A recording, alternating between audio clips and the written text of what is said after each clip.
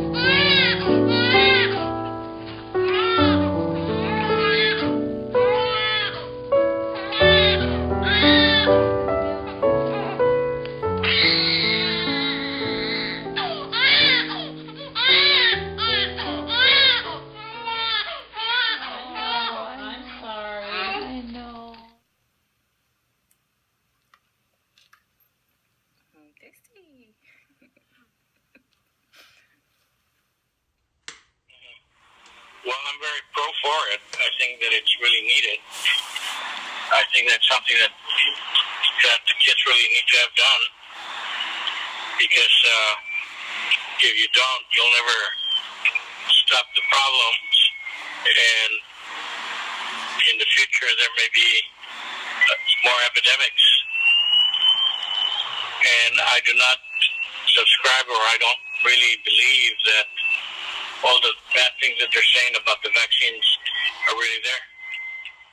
Here in LA, there are schools in which 20% of the students aren't vaccinated because parents here are more scared of gluten than they are of smallpox. I am a cancer research scientist. I work for a large pharmaceutical company.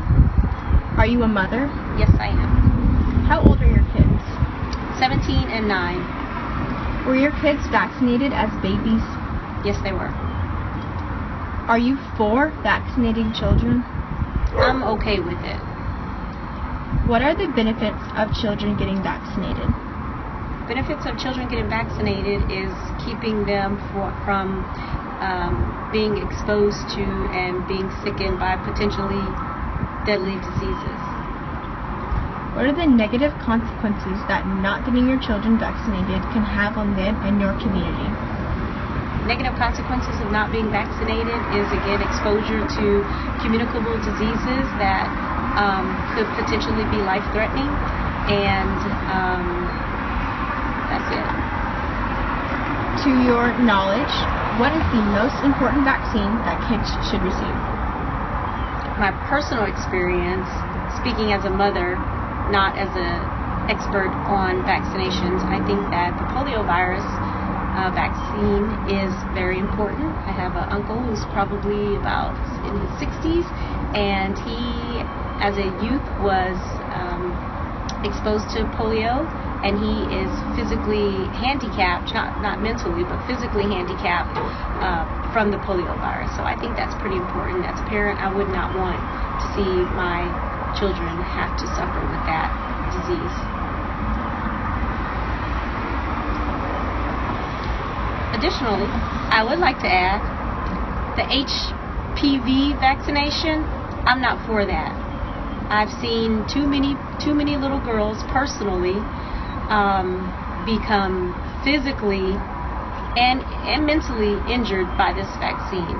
So this is something that I do not support. I am a research scientist. I know there's good empirical data showing that this virus works on paper, or this vaccine works on paper, but it is something that I cannot support as a professional or as a mother. The numbers for injury are just way too high.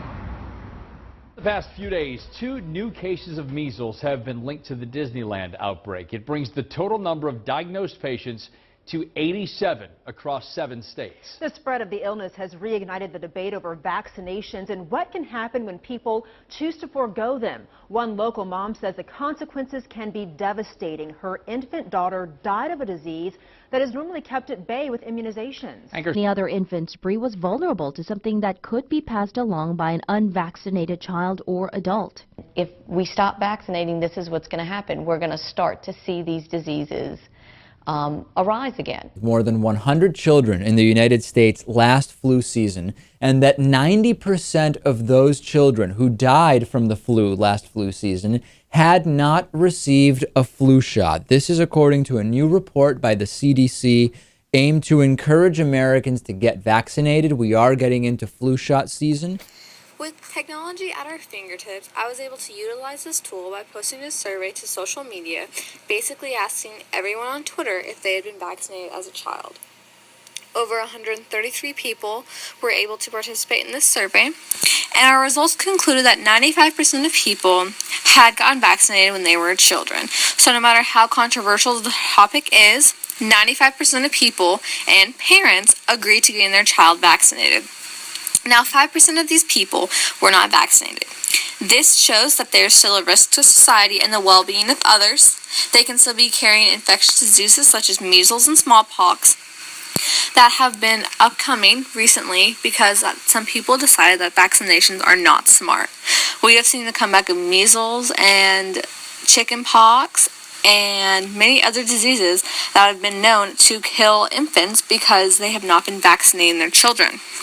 This 5%, as tiny as it may be, is very detrimental to society by bringing back diseases that at once we had eradicated due to vaccines by not being vaccinated. This 5%, no matter how small, is a danger to society and is a danger to society that is being presented now by not being vaccinated, introducing old diseases and stronger diseases, killing more and more infants every year. This was Bree's favorite place to nap, peacefully nestled on the chest of her grandpa Mook. And I think it was the movement of the chest and the warmth of the body, and they could just sit and sleep like that for hours. The picture was taken when Bree was 1 month old. A few days later, the healthy infant started showing symptoms of a cold with a terribly distinct cough. Mother Danielle says she never heard anything like it before. She would cough, and then she would eventually turn blue around the lips, and then she'd pass out. Bree was rushed to the hospital where she let out one cough, and the doctor knew exactly what was plaguing her tiny body. First thing that went through my head was, what is that? I didn't even have a clue what that was. That's because it was a disease scarcely discussed now, one that was prevalent decades ago called pertussis, also known as whooping cough. Danielle was a teacher at the time and believes Bree may have contracted the illness from her. I had a bad cough. I remember having this cough that it felt like it was choking me. But it was just, that's a cold. Adults have a stronger immune system. For little Bree, her fragile organs couldn't handle it. The highly contagious respiratory virus quickly attacked the rest of her frail body. Her lungs, kidneys, and heart started to shut down, and doctors placed her on life support and a blood thinner, which eventually caused her brain to bleed. I did wake up that morning and I said, if what I'm praying for is not God's plan, then let it play out the way it's supposed to be God's plan. And He has a greater purpose for her, then God let it play out the way it's supposed to. And that was the day that they had to disconnect her. In this image, it shows the rate of non-medical vaccination exemptions by state. You can become exempt from vaccination by having opposing philosophical or religious beliefs, allergies to certain vaccines, or having anti-vaccine personal beliefs. This is fairly easy in some states where you can just check the box on a school form and not be questioned. A team of researchers led by the Professor of Public Health, Saad Omer at Emory University, found that 20 states accept personal beliefs in a public school or child care program. In 9 states, all you have to do is sign a form. Okay, please state your name and profession. My name is Cleo Marchese, and I'm a board-certified lactation consultant. Okay, so did you vaccinate your children? Yes, I did. Do any of your clients not vaccinate their children, and if so, do you know why? Yes, I do have some clients that do not vaccinate their children, and reasons that they give is usually outdated research that has been debunked that mercury in vaccines causes autism. A lot of people also believe that vaccinating, especially early, interferes with breastfeeding, because breastfeeding has a complicated immune process between mother and baby. It's called the intermammary immune system, where the infant is constantly receiving adult antibodies from the mother. So a lot of people believe that vaccinations interfere with that. How do you feel about people not vaccinating their children? I think it's very dangerous, and I'll tell you why. Because vaccines work on kind of like a herd mentality, the same way it does in animals. You need at least 90% of the human population, probably a minimum of 85% to be vaccinated for it to work. So when you're always going to have that factor of the population who can't, especially among children. Children that have cancer, have autoimmune diseases, things like that, and also the elderly are not going to be able to be vaccinated. So anyone else that's healthy should be, to protect that segment of the population that truly is weak and cannot have vaccinations. To have everybody not doing it just because they believe through some already debunked research that it's going to cause health problems, not do it, is just irresponsible. What do you think the importance of vaccinations is? I think the importance of vaccination is that it actually protects us against a lot of diseases people used to die from.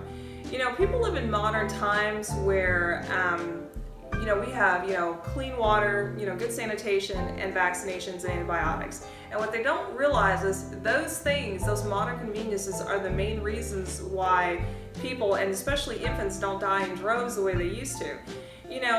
Just less than 100 years ago, a woman could give birth to 8 children, and only 2 or 3 of them would reach adulthood. And most of the time it was because of, preventable childhood diseases that we now vaccinate against. Are vaccinations effective? Yes, they are. And I'll tell you why. What most people don't realize is, with the advent of modern medicine, because they don't remember, children used to die in droves, especially young children. Just less than 100 years ago, a woman could give birth to 8 children, and only 3 or maybe 2 would even make it to adulthood. With the advent of antibiotics, modern day vaccinations, and sanitation, we vastly improved our, I guess you could say, the health care and welfare of young children. There's a lot of parents out there, they're just really irresponsible because they don't really know the dangers of measles. They downplay the dangers of chickenpox. There's just polio. Polio's actually coming back. That was something that we'd actually eradicated from this country, and it's making a comeback because of ignorance. So yes, I totally believe they're effective. There's no reason to leave a child scarred and maimed by something that everyone else should, that's just basically free.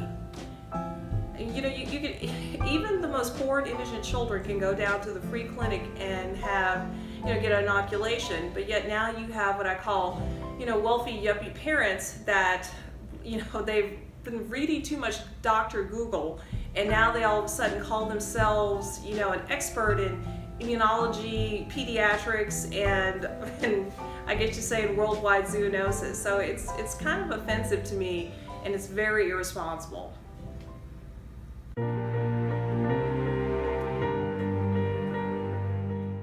I am a doctor. I'm a doctor. I'm a doctor. I'm a doctor. And I believe in vaccinations. And I believe in vaccinations. If you don't vaccinate your kids, you can endanger their lives. The potential downsides of vaccinations are almost non-existent. The cumulative scientific and medical communities are in absolute full agreement that there is basically no reason not to vaccinate your kids. No reason. Which is why I cannot believe we have to make this PSA. I thought we settled this in the 50s. Hey, remember that time you got polio? No, you don't, because your parents got you vaccinated. I did 4 years of undergrad, 4 years of medical school, and 3 years of pediatric residency. I had to go to school for 8 years. I'm pretty sure I know what I'm talking about. But you people still won't listen. Now I have to use my only day off to talk to you idiots about vaccines? I've got to come here. Because you listened to some moron who read a forwarded email. Perfect. All these people had to set up cameras, lights, sound equipment, so that I could tell you to do something we've been doing for a century. Look at all these people. This is stupid. Get your kids vaccinated. Get your kids vaccinated. Get your kids vaccinated. Get your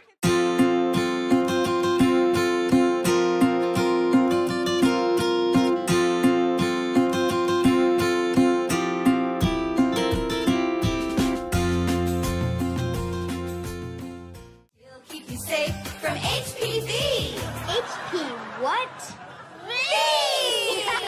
Would you like some more tea? Awesome! She got me! Yay! Lil Pound Cake is the first doll approved to administer the human papillomavirus vaccination to girls under 10. Little Pound Cake, Little Pound Cake. Lil Pound Cake protects against HPV with a series of 3 injections over a period of 6 months. And she's got her own phone. Look, she's texting! Hey, Little Pound Cake! Side effects include fever and nausea. Do not use If you're already pregnant. Once you're done playing with Lil Pound Cake and you've gotten all your shots, remember to dispose of her in the Lil Pound Cake bin at your local hospital. Little Pound Cake, Little Pound Cake. Lil Pound Cake, the only thing you're gonna get infected with